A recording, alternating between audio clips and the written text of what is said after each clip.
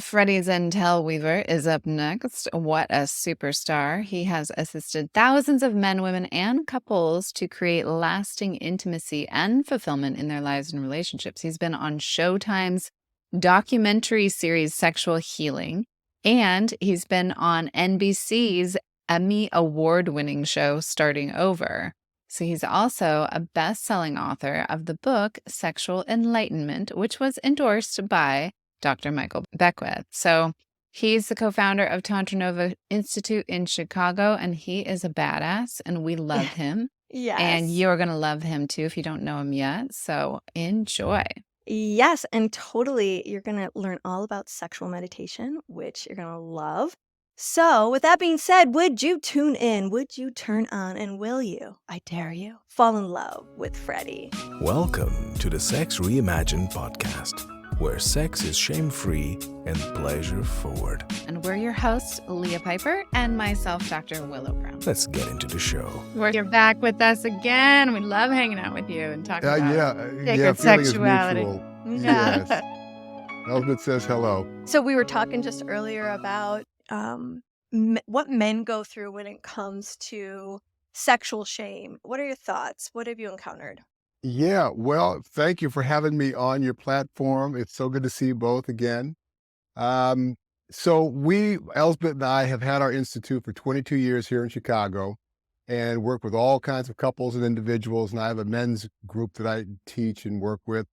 And guys of all ages are struggling with the same thing. For us guys in relationship with ourselves, firstly, and then in our relationships with our significant others, it's really for the guys to really start to tap into that polarity of the yin-yang balance in terms of masculine, feminine, because as we come up, guys are kind of given two emotions to be okay to show, fucking and fighting.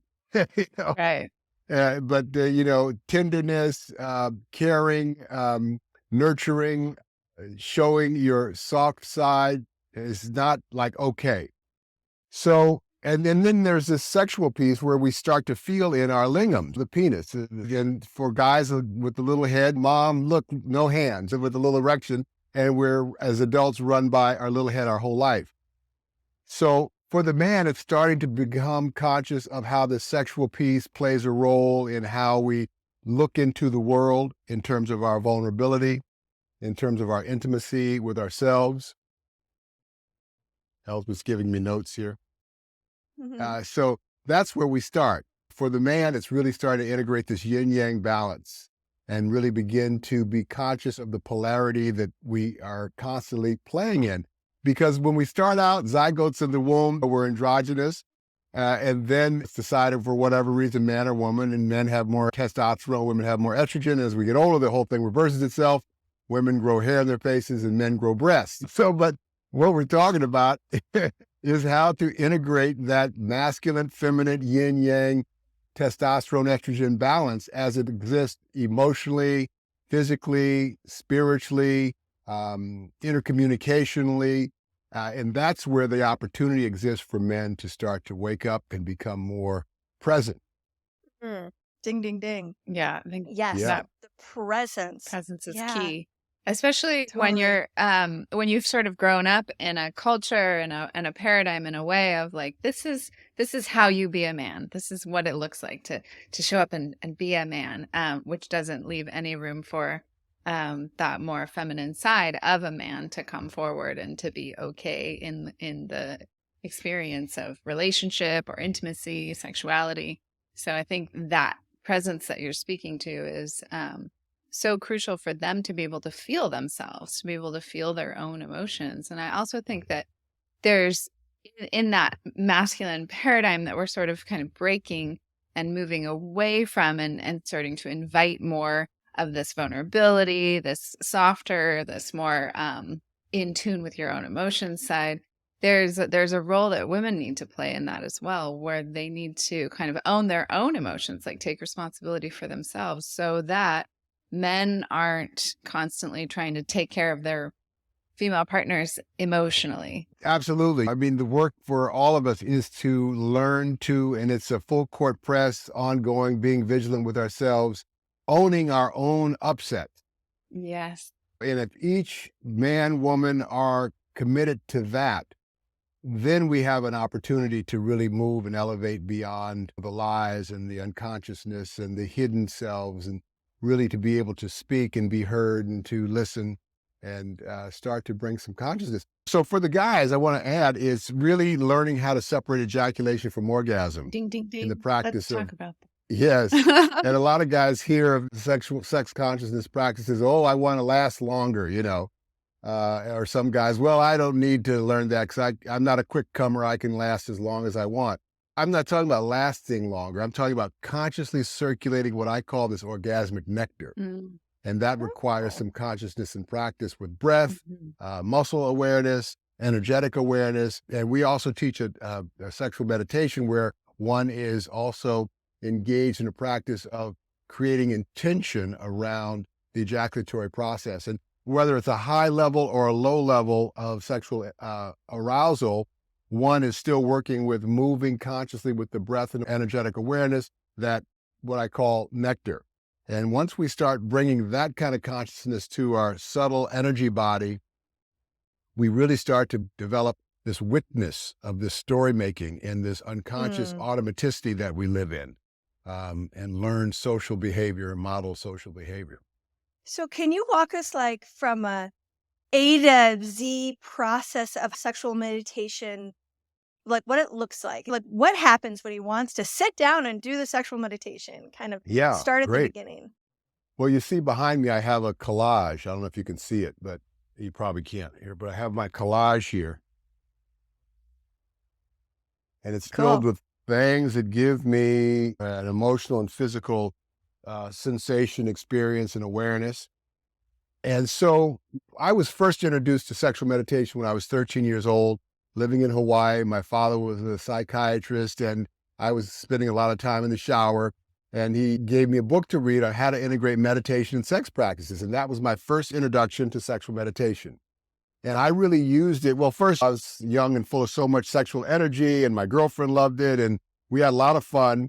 But I also was working with the practice of that intimacy and that altered state of consciousness that happens in the sexual, to get past a story, a belief that I had that I couldn't play basketball on a scholarship in college because I was living in Hawaii and I didn't think I had the skills or the training, da, da, da, da. It was a story. But I did go on to college and play on athletic scholarship. And what was a big piece for me, it was that practice of that working in that altered state of consciousness with the sexual meditation to get past a story or a belief to move into a new possibility. I love that. It's one of those powerful ways to rewire the circuitry in your brain and your heart and your gut, these neural pathways, these ideas or concepts, beliefs that we have about ourselves. So it's in that altered state that you're talking about is just, it's such a powerful place to create new stories about ourselves. There's so many approaches to transformation. I mean, there's therapy, there's nature walks, there's meditation, retreats. But few things I know of teach how to work consciously with the altered state of sexual energetic to shift something that we don't see running in the background. Because coming from that we are the creators of our reality, or we are the ones at least interpreting reality, then there's nobody out there but ourselves. So it's really learning to get beyond what we believe as a possibility to a new possibility. I mean, because we all are this clay. So we're this clay that remembers experiences from the past, and we neurosynaptically and emotionally remember those things. Like if I was jilted or bit by a dog, I remember that now, even though I want to get a dog or I want to be in a relationship, but somehow it doesn't happen. And it looks like it's because of the weather, because there's not the right girl or whatever. I haven't met the right, whatever.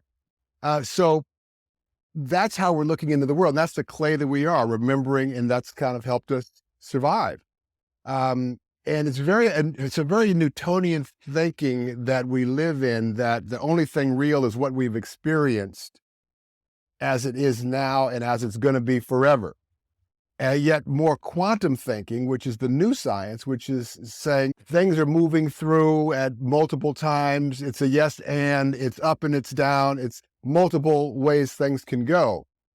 So the good news for us is that even though we are this clay from the past remembering and neurosynaptically and encapsulating, we have this vision, this idea, this imagination, the thing that we see possible that's never happened before. And so the work in sexual meditation, or any kind of meditation as I experience it, is to get past the belief, to believe something new with all my physical possibility. I was an athlete, and when we started this work 22 years ago, I wanted to do this show, this one-man show. I couldn't sing, but I wanted to sing. In fact, I can sing, so Elsbeth, has a master's in music. She's like, no, you cannot sing. And my father told me I couldn't sing. And there was a belief that I believed for a long time, and I just never really tried. And sure enough, I sounded pretty bad, but I believed I could do it. And so with ease, grace, and flow, I took all the lessons and did all the work and went out and failed on my face and smiled all the way through it. And then I'm singing. Now you're doing it, huh? You're in a band. You're on stage. It's not that, it's not that we don't do the physical things in this physics to get there. It's just, it's easy and it's flowing and it's effortless. I love that. I love that analogy, because I had the same thing about singing. I was like, I really wish if I could change one thing about myself, I would have an amazing voice. And then I just started singing, kept singing, took voice classes, and I had a pretty damn good voice. Exactly, right? And that's how it is with all of it, everything, anywhere. Yeah. So it's really, so the practice is, it's a full court press, because it's not like, well, okay, I'm going to sing, I can sing. And then you hear yourself and go, oh God. And so that there is a belief and a vision. So you keep moving towards it and invigorating your belief and your energy about it.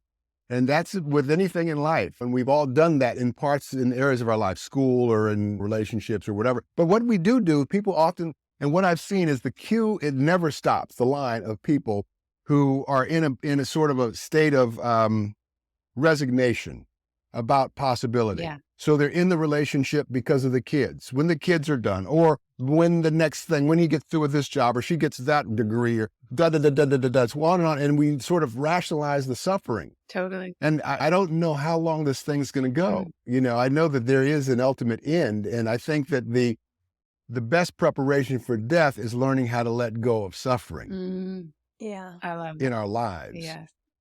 Yeah. I want to go back to just a minute. You said that you were 13 and your dad introduced you to sexual meditation. Had you ever meditated before then? When did you learn to meditate, and who taught you? Yeah, well, my father had been sending me to the Zen Buddhists in San Francisco, and we would go and we would just sit and stare at this black dot. And I just didn't get it. I would just sit there and my mind would be wandering, and I would just be sitting, okay, we've got 35 more minutes, and I would sit there and wander and think. And so I started a long time before I realized the mind is not going to stop. I just have to be comfortable and be still and just watch the story without the total felt sense of the story. Yeah. So I started pretty young. That was about 10 years old. I was going to say how old? Yeah, 10. Wow. Your dad is, I love these stories about your know, dad. He seemed like such a, He was a sweetheart. He was a sweetheart. I learned so much from him. Yeah, I was very lucky sounds to like it. Very nice. have him So in my then, life. so you took I'm imagine that as you were kind of stepping into this sexual meditation for the first time, you had this ability to concentrate and start to watch your mind, where you were aware of the witness and being able to separate sort of that part of the ego that is running the story. And then I got a second part to that question, which is the sexual meditation a self-pleasuring practice? Is that what someone is doing to engage their body to feel the energy? Good question. So the first answer was, I was subtly aware of the witness state of mind. At 10, I really wasn't. But when I was 13, when I got into the sexual meditation, which was my first introduction to that, I was much more aware of the witness, because I was working with the ejaculatory reflex of all of that. So that's when awareness of the witness, but it wasn't like I was done. It wasn't like, oh, I'll never get angry again, or I'll never get lost down some road of belief about making wrong or some being done to. It's an ongoing, practice. And the more I can linger in the state of stillness and nothingness, the more I can create space to bring in that thing that I most deeply desire. Okay, beautiful. outside of the story, outside of the belief, and da da da da. Um, so what was the second piece? So The the question second was, piece was, in the sexual meditation, is it a self-pleasuring ah, practice? right. Okay, so yeah, a lot of guys, so I'll tell a little story. So we had this youth program a few years ago. We ran it about 2 years. Elsbeth, has her PhD in education. I taught school with the LA Unified for a couple of years, so we kind of were somewhat familiar with the school system. So we decided, well, let's apply to teach in the schools and get a program going in school. So we went through all the paperwork and did all that, but no schools ever really took us up on it. So we just did our own thing. And so one year we had about 16 kids and, equal number of boys and girls, ages 15 to 18. And so it was a 2-week program, and 3 days into it, we separate the guys and the gals. And I've got all the guys in one room and Elspeth's with the gals in another room. And so the guys, I say, okay, so fellas, we're going to put together what you've been learning with the breathing and the meditation and so on. And you're going to learn. So I said, for show of hands, how many of you guys masturbate? And nobody raises their hand. I said, look, I'm over 50 and I masturbate. They all laugh and they raise their hand. And I said, okay, so tonight, and I have this lingam here. And I said, so tonight you're going to not masturbate to ejaculation. You're going to bring the energy up to a 10, or say, no, 10 being the ejaculatory moment. You're going to bring it up to a 7, 7.5. You're going to stop. You're going to do the PC squeeze, the muscle squeeze as you practice, the Kegel. And then you're going to hold that Kegel. And then with your attention on the location and sensation, with your intention, you're going to move it with the breath up to the heart. And so that was their assignment, and not to ejaculate. They come back the next day. Man, I didn't know I could do that. Wow. It was unbelievable. I really felt the energy. I love. And so, and I believe those are going to be better men later in life. Oh yeah. Amen. That's Yeah. so true. Wow. That They is won't be such a so good run by the little head. story. But so to answer the question about, is it really just self-pleasuring? So it's the pleasure that starts to well up in us that we get overtaken. So for guys, it's like, and for women as well, often it's just 3-second orgasm. It's the little death, the French call it, and then it's done and we kind of disengage. It's like I have a cigarette, whatever. We aren't really interested anymore in, connecting. So it's playing in that ether of that wonderful feeling as a witness and breathing it in and moving with it and playing with it and dreaming your dream, dreaming your new world. That's what I do with it. So I have my collage there with me. I've stated an intention, what I'm dedicating this practice to. And so in that high level, I just let myself dream it's already happening, and play in that. And I don't overthink it or take notes or make details. I just let myself be in that ether. Yeah. And there is something that is evolved for me over the years. And when I do that, it sounds like woo-woo, but things start showing up. Mm-hmm. I mean, there's something to, in so many of my meditations, I feel like I get connected to the wood and the floor, to the trees, to everything. There's a connection. There's a feeling of connectedness. And science is proving that out. Yeah. The string theory, that it's all connected. And we're vibration. And then when I think about this, the development of human bodies and organs and out of nothing from the space, it's like my dreams are totally possible. I love If that's my lineage, my little thing that I want is nothing, Yeah. That's right. Yeah. It's also possible. And as you're saying, we're all connected. I think that one of the things that we can utilize as well in making our dreams a reality is if we see somebody else who has something that we want, the knee-jerk reaction is to go into envy or jealousy. But it's a golden arrow pointing to what you want, what you truly want, what you truly desire. And since there's no separation between you and everyone else, specifically that person who has what you want, you too can have that. So, as you're talking about using your sexual energy, which is creative life force energy, it creates new life, using it inside of meditation, you are taking your own frequency and vibration and the neural pathways inside of your body to a level of new possibility to really co-create with the universe that which is in your heart, which is desired. And I think that this thing around desire that I've really been playing with is it's like, oh, I want that thing so bad. I want that life so bad. I want that person so bad, whatever it is. And it's the attachment to the desire that gets us in trouble, but not the desire itself, because the desire itself has so much chi behind it. It's so much movement and energy and yang and vitality. And like, we can really utilize that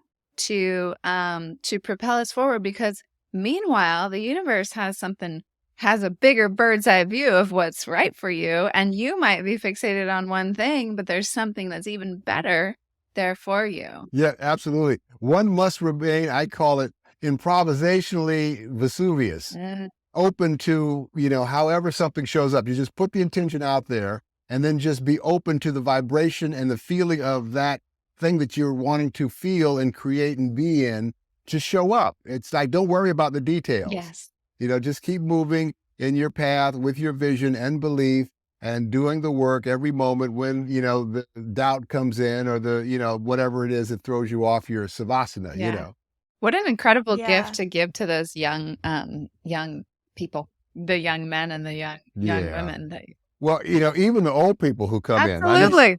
Anybody. Right. Yeah, everybody. Everybody, anybody in this life. I mean, we just get the cue just goes on and on and on where, we are living in the past, people, it's the Hatfields and McCoys. And it's just like people are walking around like just trigger bombs. And, it's not that something doesn't trigger you or that there isn't a request to be made or changes even. It's the charge. And it's the being able to speak it and to be listened to and to be heard and being willing to share. And that's where these practices are so vital in terms of our continued expansion in terms of human development. Absolutely. Freddy, I'm curious, like, what was a moment, maybe even as a young man, that changed your life forever? Do you have like a story that was so impactful it was an inflection point for you? Wow. He probably has a lot. Wow. So many stories, How much time do we have? Hours and But, certainly my relationship to women, I was in probably, I'm 67 years old now, by the way. Hot damn, Wow. you don't look a damn. Looking good, Freddy. I feel I'm the same weight I was when I played college ball. I've been in great shape. I feel so alive and in my life. And, it's just really a number. And what it is, though, is like a certain life experience. There's a lot of life experience. So I'd probably been in 12 or 13 live-in relationships that were, more than 3 years or 2 to 3 years. And Elsbeth's the longest relationship I've ever been in. It's been 22 years. Wow, you guys have been together for 22.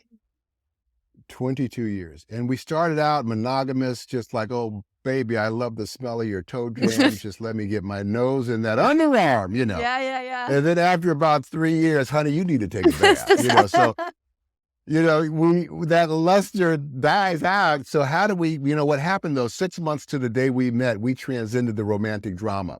And this is one of the big transitions for me was creating Tantra Nova, because previous to this, I had dabbled in music as sort of a fun thing. But, coming from sort of an upper middle class family, father's a doctor, mom was a principal in school. It was always like, from my mother anyway, don't lose your health benefits, whatever you do. Keep your 401k, So there was a part in my back of my head that said, oh, I guess I better not risk being a musician or do anything in my own business, work for corporate America, entrepreneurial. Yet that was really who I was. And so I suffered in corporate America for 20 years. It was a good living, but it was, in terms of my aliveness. So in San Francisco. So I moved here, a company hired me, moved me here 22 years ago. I was single, met Elsbeth. And that was the big turning point in creating this work that really fulfilled me and really allowed me to become completely fulfilled and actualized authentically with all the gifts and all of my life experience and all the things I love to do. I love riding Harley Davidsons. I ride a lot. I love teaching and seeing, transformation happen. We do that all the time. That's the work that we do. I love singing and performing, and I get to do that without having to be like feeling like a starving artist, because I was afraid that I would lose the fun of it if it became just a job to the next gig, to the next thing, and trying to, so now it's fun. Yeah, it's all so fun now and easy. So, Yeah, cool. Who would you say is has been your most important professional mentor at Mm, this stage in your life? yeah. Well, my father, definitely. He, as you know, he passed away a year ago. Well, you maybe don't know, but anyway, Mhm. I learned so much from. So many things. I remember watching him lead workshops, and I would be assisting in the workshops, and I learned so much just from the way he would work with people and the things he would say, and then Oh, the insights that we would talk about. I remember he told me once. He said, "Son, if you ever tell him, don't say something to somebody more than 2 times. Just yeah. because we have a belief, and I see it all the time. I mean, I do Right. say it oftentimes more than 2 times to people, but I know that there's a process for people. They say they want to create, they want something, and but there's always that hairy but, and that maybe if and so it's really a process of saying, okay, let's take this thing and put it over there, and then even when you take them through a process to put it over on the windowsill, they don't want to let it go because we love our suffering. We're very It's identified it's to more it. scary. Yeah. Yeah, I mean, it's more safe than the dream Mm. of It's happiness. a because Good. we know how to exist in it. We know how to keep ourselves safe within it, and Exactly. It hasn't killed me, so yeah. I better stay here because the other thing I don't Thing know. is though, is it's like slowly eroding away at your soul. And then the moment is gone. I mean, that's the thing, is this life is to be danced. I don't Right. know what's before or after, but what if it's not this, and this is the only time forever before or after that we get to That we get dance to like this? live. Yeah. What would you say to people who are, who are like, okay, no, I'm not living my dharma. I'm not following my soul's calling, and I know what I want to be doing, but I am stuck in this place where I do have the benefits, and I have a kid, and I'm a single parent, and I don't know how to transition from this safety net to walking my true soul's calling. Hmm. Well, I think the really bottom line is whatever you do, is to choose it. Mm. So once you start to choose, if this a person says, "Well, I'd like to ride my motorcycle and just be free in the woods or whatever, but I got these kids and I got this mortgage and I got this wife and I don't know what to do." Well, choose that and be grateful. Mm. And guess what? When they truly do that, they are happy. They don't need to change shit. I mean, that's my point. Is it doesn't really matter. Just be happy. So how because if it's always something else, oh, that new Harley Davidson or that new Rolls Royce or this new woman or whatever, it never stops. Right. That, there was a song, everybody has a hungry heart, Oh, Mm. that's a great song. you Yeah. know, and everyone does. And it's not like it's a shameful thing, but I mean, the point is to choose your life. So once someone stops suffering about the weather, then it's just water in the sky. It's just sun in the sky. It's just.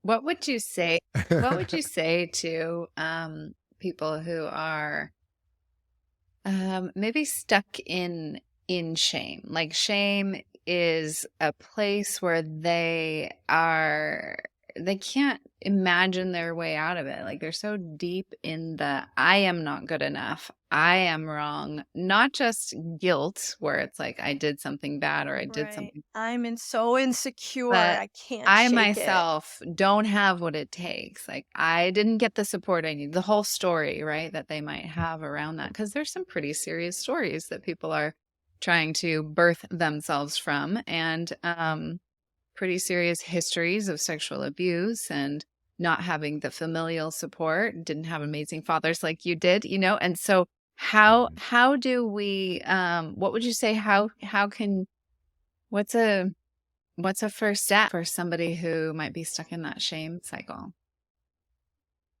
Yeah. It's the same process for all of us, and though many might not have had the opportunities that I had with a dad like I had, but there was somebody in their life. And so when I take someone through a process of, first of all, what is it you're letting go of, or what is it you want to move out of?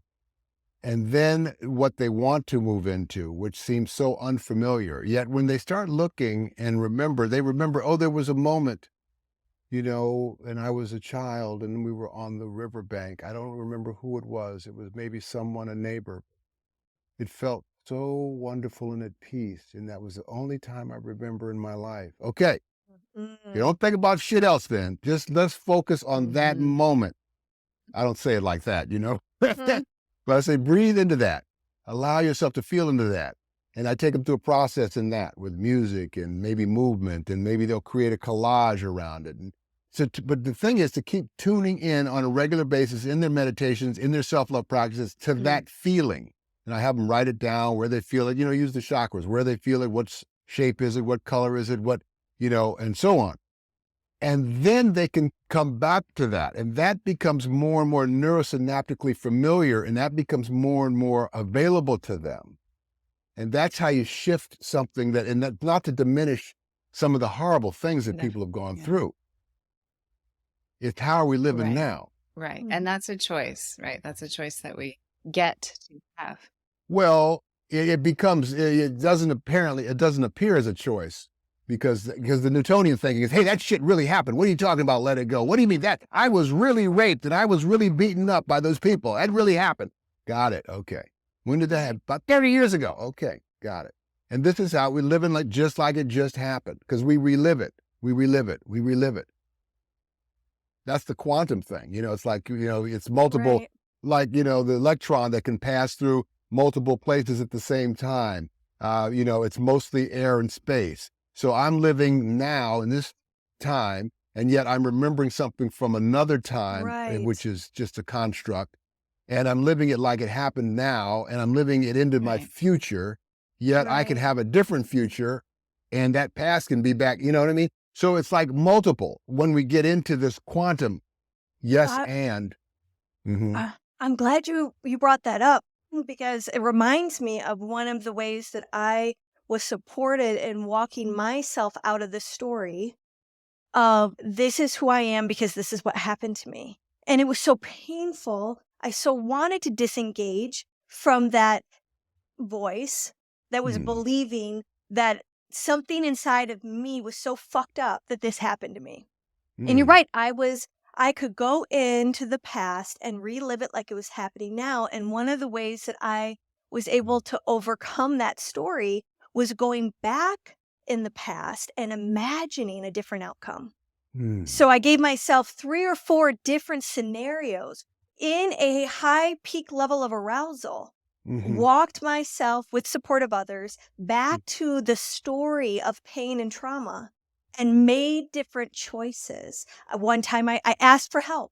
Another time I asked my abuser to look in my eyes. Another time I got up and I walked out. And so by giving myself these different scenarios, by going back into the past while I was energetically in a higher state, an altered state, what happened when I came out of it was I felt different because I was different. It's this opportunity, and it sounds kind of trippy, but you can change the past by imagining it happening right now, imagining different outcomes, and then feel it right now. Yeah, anything's possible. And then you have your future you, right? All these different versions of your future you. And so the one that was able to walk away, what wisdom did she have for me? The one who asked for help, what wisdom does she have for me in the present time? And it was profound. And I think from that quantum physics idea that the past, the present, and the future are all happening at the same time, we can completely shift our stories. And if you're willing, you can actually feel the felt sense of difference. And going through multiple episodes of that sort of therapeutically, I was able to disengage from the belief that I was always going to be a victim because there was something inherently wrong with me. And that was a part of the dissolving of the shame. And also, the next crisis was, well, then who the fuck am I if I'm not the girl that this happened to? Now I have to find out who I really am without that story. And at first that was scary because it's a little like, I don't have an identity. And when you let go of the pain body, that painful story, what's beautiful is you get to decide. But really just comes back to essence, which is what we all are, which to me just ended up being love. You know, suddenly the space to be more loving appeared. Yeah, to myself, most importantly. Because I wasn't so bad to people out there. I was bad to the person in here. And so that love that was always going outward got to go back. Oh. And so for anyone who's had sort of, and so many of you have had a traumatic, life-altering experience, it's not who you are, it's just something that happened. Well, I mean, potty training, everybody went through that. That was traumatic. Birth. Everyone That's went why through there's so that. much That can be problems very with traumatic for everyone. birth. I mean, a lot of guys got Right. their wee-wees Being cut, born. you know, or Yeah. no, you can't get out of it without having some challenges. And it's like all of this work is really ultimately about what you just shared. How can we shift some of these things as just experiences on the path? Because we all will eventually leave this experience. I think the best preparation is learning how to let go of a lot of these pain body places. And really, we're really kind of new in terms of being aware of our own existence and these big brain thinking Homo sapiens that we are. You know, we're really pretty new to it. So we're still in kind of an ego, Yeah. wanting to know thing. And we can't know enough, because when someone listens to what you just shared and goes, oh, well, you want me to let go of, my rape or my beating or my whatever I went through? It's like, yeah, well, that's not possible. Well, okay, let's think about, again, like I was talking about, the universe. Yeah. I mean, if that's possible, anything's possible. So these are the practices of learning how to bring in the possible, and Yeah. I love what you shared, because that's really the key for all of us. But learning, again, to work with the sexual in the altered state, the unmasking, the intimacy, the vulnerability that happens in that place. You can't, you can get to sometimes through plant medicine. People do that. They're a good therapy or a guided LSD trip, or, but the sexual piece is not something that people learn how to use in that way. Although in our book, we mentioned Napoleon Hill in Think and Grow Rich. He wrote this book in 1935. And he talked about, his whole thing was about getting people's mindset to be Right. rich, how to think and grow rich. And he said, he was a little patriarchal. He said, well, lucky is the man, I say lucky is the person who can learn to use their sexual energy, and his thing was wealth. And you can learn to use that altered state to create happiness or whatever it is you want to create, and that's the intelligence of that energy that was creating life before we had language. Yeah, when you say that, one of the things that struck me is, wouldn't it be awesome for parents to support their kids coming of age, to go, your sexual energy is precious, it is filled with wealth, it is filled with pleasure, it is a birthright, and you can cultivate it. Now, what is your dream? You want to get a scholarship? Okay, let's plug you in. Because one of the questions we've been asking is, when you think about kids coming of age, right? This generation, I mean, we didn't grow up with the porn that's out there today. I think that's actually one of the unique differences about, this generation, is the access to porn. And then also, and I'm not saying that I don't have a lot of judgment around porn. I just think that it's unfortunate that a lot of young people will believe that's what sex is or looks like, when it really should be seen as entertainment. Yeah, it's third generation. I think it's moving in the right direction, in that people are getting sort of gorged with sex and the sexual energy. So it's kind of like learning how to eat. Oh God, I can go to McDonald's. So you eat a lot of McDonald's and you get sick. Right. So like they're just gorging themselves on porn. Now, like there was a guru that I used to read and follow, Bhagwan, Osho. Yeah. And when his adepts would come to study, when he was in Pune with him, he would have them go to the ashram and just fuck till they couldn't go anymore. Like, 2 weeks. And, the yonis were just limp and hanging out, and lingams were just like, done, Right. And then he would come in and he would say, now we meditate. Okay. Now we meditate. Nice. It's like, you think it's the next orgasm or the next new conquest or the next, sexual experience.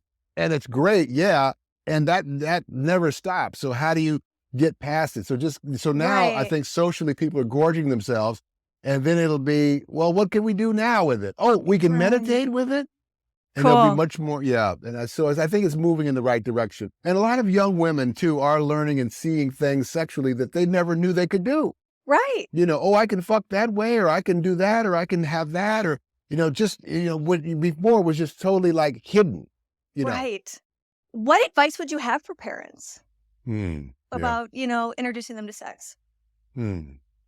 Well, first they need to flatten their own charge that they have on it. This show that I used to do, the Sexual Enlightenment show, I traveled all over the world doing it, did it for years, and this is where I was singing. And it was all about demystifying sex, love, and intimacy in my own story. And so I start the show out, I'm this sort of like, this biomorphic form coming out of the quagmire, and I come out of this bag and I'd be naked. I used to do it at Esalen whenever we would teach there. I'd do it all over the place, Apollo, everywhere. I did it in Europe, did it in Australia. And I'd come out of the bag naked, and then I would do this monologue, and then I would open up with, I'm 5 years old and I'm watching the cartoons, and so then I would play the kid, and then the cartoon cues would be playing, and then you would hear sex, two people having sex. Now the audience was in on it, but I'm a 5-year-old kid. I don't know what it is.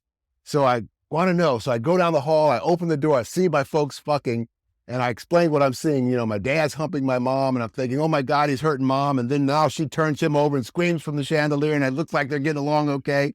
And then I say, and they stop, and they see me, they sit up in bed nude. And my father says, come in, young Freddy, and sit at the edge of the bed.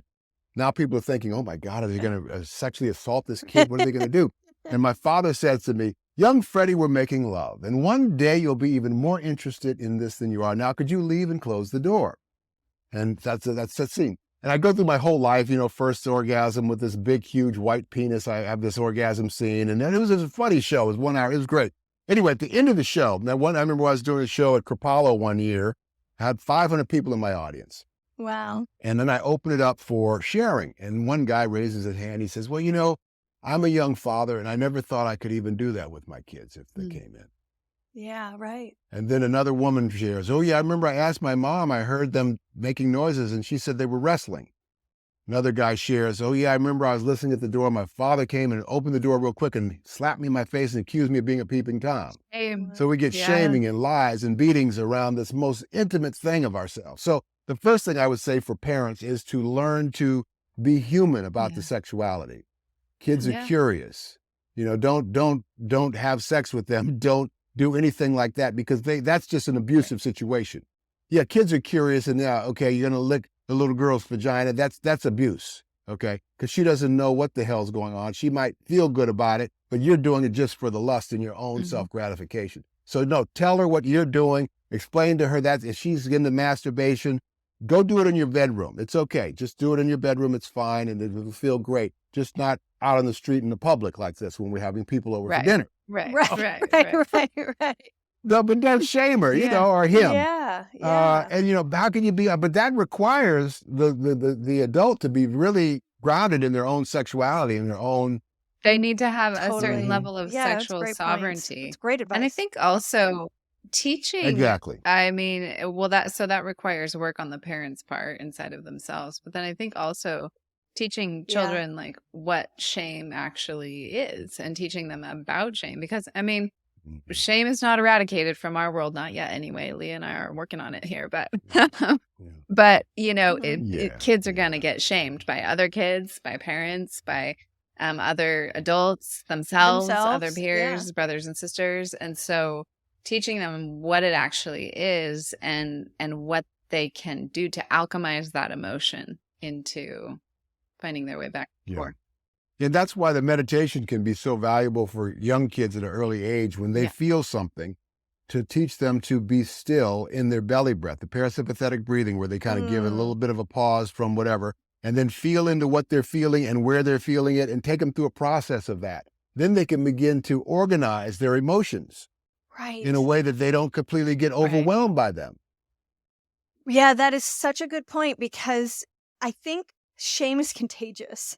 It's like if the parent, because it's such an energetic felt sense sensation, it's like this grip. And if a parent is experiencing that emotional charge, if they're ashamed of what they're doing, and then it's like they don't have to tell the child, you should be ashamed of this. Their own shame is like vibrating out of them, and we can all feel it. And so no one can do this perfectly. This is why this is sort of this idea of what if we could be more present. And Freddy, I think you named it. How do we get there? Is coming back into those deep belly breaths and finding that feeling of being in the present moment, grounding yourself, letting the energy start to dissipate out your feet into the earth, and collect yourself so that you're present to what you want to communicate. Yes. And then it's an ongoing self work. You know, Yes. if Yeah. you Yeah. want to pass on a healthy mirror neuron model to younger people, yeah, it starts with your own body and your own Yes. energy, and really understanding that energy is real and it affects us. It's not just emotion, it's energy too. Yeah. So, one of the things that we've been talking about throughout this whole interview is synonymous with the gift that, Freddie, you're going to give to our audience today, isn't it? Oh, yes. Sustaining masculine Ooh, pleasure I video love it. download. Sustaining masculine Cool. pleasure. I wish I'd learned that. I wish I'd been in that sex education class when I was 14, 15, 16. And maybe hopefully their kids Yes, will, pass it they'll on. have Teach it to classes your like kids that. as you learn it. I think it's so valuable. Next piece is really important. I mean, because again, there's a lot of meditation, a lot of practices, but even a young person who's not even evolved to their puberty yet can place their hand on their second chakra and their Right. heart chakra, and Yeah. immediately they will shift their feeling. And then they can start to feel into where they're feeling the shame, and the whole thing, and then send it out, learning to move energetic with the breath, attention and intention. And then they start to collect themselves and not be so overwhelmed by these things that are part of the human experience. Freddie, can you tell us a little bit about your work with men in your men's classes? Oh, yeah. We've been doing that for many years. I teach it alone. Usually our co-ed classes we teach together, and then Elspeth has a women's series that she teaches. So with the men's group, usually smaller groups, 8 to 12 men, and it's a 2-day workshop. And one of the key components is learning the separation of ejaculation or orgasm. There are a lot of actionable insight process work that is done over the 2 days. Between the first day and the second day, men are, they learn the self-love practice. And it's not necessarily sustaining high levels of ejaculation, which can be part of it. The big piece is learning to tap into the subtle energy body and moving things with breath, because as a meditation to shift things in the body, pain, body, emotional, whatever it might be, that's the ongoing practice. So yeah, it's great. We do drumming. We have a drumming circle, which is part of the practice, because for guys, as a team, when guys come together, they don't even trust themselves much as Yeah, each totally. other, Right. And so we kind of can cry and pat each other on the ass after we've been killing each other in war or beating each other up on the football field. So the drumming creates, a synergy, a team. Even if Right. someone doesn't drum, but their main thing is to just play boom, boom, boom. You got to do it with all your heart, brother, because if you throw it off, everybody's going to be off. So guys love that kind of like, yeah, I'm going to do it, God damn it, no matter, that kind Right, of. right. So, I love it. It's how you weave them together. yeah. So Yeah. it's a fun workshop. I like doing it, and guys come out, they always want to stay together or be friends, and they make new friends and Yeah. stuff too. How often do you do that? How many I times don't a know, year? 4 or 5 times a year, okay. maybe something like that. Yeah. Great. So Freddie and his beloved Elspeth are just an amazing dynamic duo, and they work with couples. And Elspeth has her women's classes. Freddie, you have your men's classes, and they have retreats. Are you going to keep doing the Costa Rica retreat? Yeah, well, we've got another one planned. We, Cool. one step at a time. So we year by year, we'll see how it goes. But yeah, it's great. We love it down there, and usually it's a beautiful palatial grounds that we'll rent for the week, and so people are surrounded by luxury, great food. We have a special cook that cooks for us, and lots of insights Nice. and breakthroughs and aha moments, and yeah, it's a lot of wonderfulness. Yeah. Awesome. And they've got online courses. If you want to check out more stories of Freddie's dad and to see his gorgeous beloved Elspeth, check out episode 13 and 38 of the Sex Reimagined podcast. And we can't wait to have you all back. Thank you so much, Freddie. Oh, thank you both so much for your work and having me on your platform. And Elspeth says hello. And thank you to your We audience. love you guys. All right, everyone. Have a fantastic day. Love, love, love, love, love. Now, our favorite part, the dish. Oh, we're gonna dish on Freddie. We're gonna dish on Freddie. It was so fun to sit with Freddie just on his own. I mean, I love interviewing Freddie and Elspeth together, but It's so nice to just, I mean, when there's four people in the interview, it can get a little, it's kind of like having four people playing pool at the pool table, you know, and you just kind of lose your flow sometimes a little bit. So sometimes less is more. It was just great. Love Freddy. What an amazing Love man. Freddy. What an incredible, like, history and story. His dad, like, raising him the way that he did, and him having such a long experiential history of using sex for spiritual enlightenment. I mean, at 13, starting to do that. How incredible. Because, I mean, how many people walked in on their parents having sex and their parents were like, paused the sex and said, come Freaked sit out. down with us, Right. and explained, like, hey, we're having sex and it's something that's very pleasurable and enjoyable to adults, and you'll be interested in it more at some point in your life. But for now, go back to your room, read a book, and close the door on your way out. Yeah. You know, it's a private thing. And like in that moment, like who has the cognizance in that moment? I remember, you know, walking on my parents, and it was definitely, they didn't shame me. I don't think they even really knew I was there. I was super little, and I was like, oh, something's going on. And I just kind of snuck back out, you know? That's my memory of it. And I think everyone probably has a different memory of their, you know, experiencing the sexuality through their parents. I never heard my parents. You never did? No. And I'm pretty sure they were pretty active. I mean, they did have 5 kids, and just the way that they were very affectionate towards each other, which led me to believe that they probably were very active. It always surprised me that I never heard anything.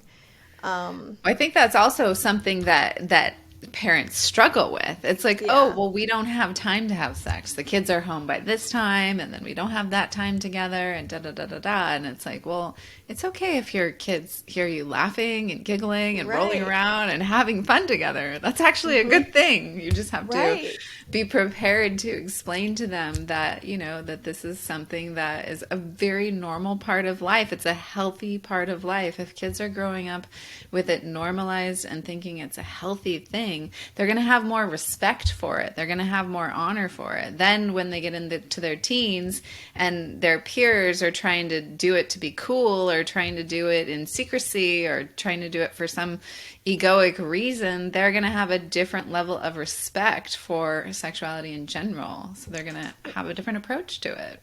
Yeah, and I think when we're honest, you know, relatively honest with our kids about this sort of sexual process, and there's a real balance, you know, because I know people who felt overexposed by their parents' sexuality, and it screwed them up.